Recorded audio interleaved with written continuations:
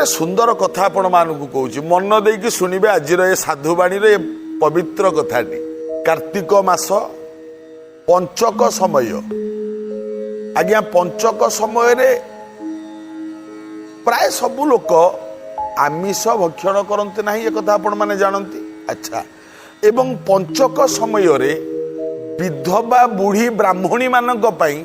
एई समयटा गोटे साधनार समय होता है। यही समय से माने नियम निष्ठारे रही यदि व्रत पालन करती कार्तिक व्रत पालन करती पंचक समय रे बहुत शुभ फल मिलता है से एटा आगुरु शास्त्र पुराण रे लेखा अच्छी एवं पालन करती मध्य समस्ते आपण माने देखिथिबे कार्तिक व्रत समय रे पंचक समय रे पुरी रे बहुत विधवा मानकर भिड़ हुए है कार्तिक व्रत से माने करती एटा करिबा उचित। एई समयर कथा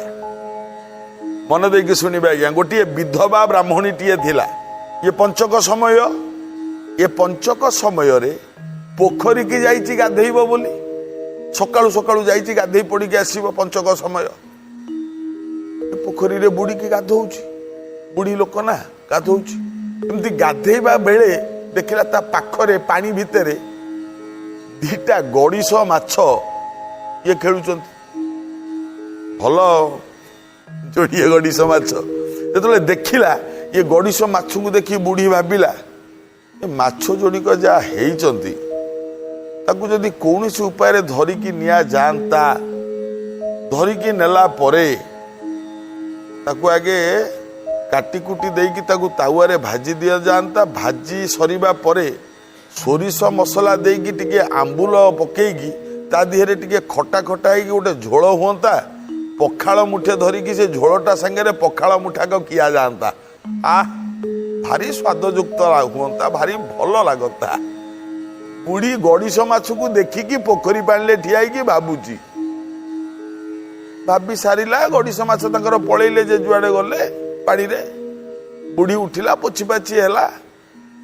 सूर्य को नमस्कार कला आइला जेतेबेले घरे आसिकी पहुंचे देखिला एडे एडे मोटा निश रखी दुआर मुहरे गोटे बाड़ी धरिकी जने ठिया होइछि ता दुआर मुहरे बुढ़ी पचारला तमे किए बाबा ये मोटा मोटा निश कालिया लोक कहूँ मते चिन्नु कहला नाई कहला मु होउची जमराजांक दूत कहला कुआडे आसिलो कहला कुआडे आसिलो नुह तोर पाप बहुत हो गला जमराजा डकैचंती चाल बुढ़ी तू जमक पाकू चाल सेठी कथा हवा कहला अरे बाबा मोर बेल होइनी कहला तू किम जानलु तोर बेल होइछि कि न होइछि खाता खतियान पांजी पतर सब आम पाखे ना तू कौन पांजी रखुचु ना पांजी पड़ुचु चाल आम सागे जमदूत माने बुढ़ी की धरिकी नहीं कि जमराजा पाखे पहुंचे देले जमराजा कहले चित्रगुप्त देख बुढ़ीर पांजी चित्रगुप्त पांजी खोलदेला आज्ञा बुढ़ी जहा जी कर पुण्य फल सबु पुण्य गुड़ाक तार आज पलैला कौन पुण्य गला ना बुढ़ी जीवन में जहाँ जी धर्म पुण्य करिथिला धर्म कार्य किछि अतिथि अभ्यागत को खाइबा पीवा को देइथिला मंदिर सफासुफी करुथिला मंदिर नियम निष्ठा पालन करुथिला महत कार्य सत कार्य दान पुण्य सब करुथिला सब ठीक थिला किंतु जेते पुण्य करिछि चित्रगुप्त कहउचंदी जमकू आज्ञा हंडे पास रे ठोपे किरासिनी पड़िले अवस्था जा हुए ये बुढ़ीर अवस्था सेया हला कला कौन देख ना ए बुढ़ी आज सकाळे पंचुक समय रे पवित्र पंचक जहाँ को पवित्र बोली कहती लोक माने आमिष स्पर्श करंतिनी ये सहज पुणी बुढ़ी विधवा पुणी ब्राह्मणी आपाई तो कड़ाकड़ी भाव में आईनटा लागू हम ना ये पोखरी रे गाधेला बेले दीटा गड़िश माछ खेलुले ये देखिकी से माछ को ये बुढ़ी भाविला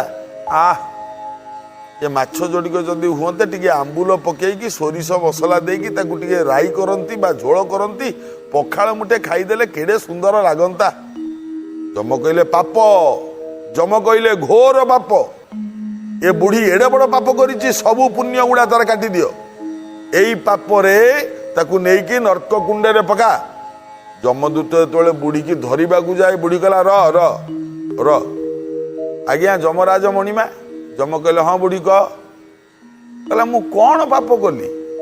तू पंचुक समय भाविलु परा मु गड़िश माछ नहीं झोल करी खाइबी पुणी विधवा ब्राह्मणी तू एटा पाप नुह घोर पाप बुढ़ी कौच आज्ञा मुझे सीना भावी कौन खाई कि आघ्राणम अर्ध भोजनम जी सुंघी देले सी अधा खाए कहला मु सुंघी कि न सुगु तू तो भावीचु कहला मणिमा ये कि विचार आपण करा खाई कलौ पतित कर्मणा पराशर ऋषि लिखिंट कली जुगरे निजे पाप न कला पर्यंत पापी हबनी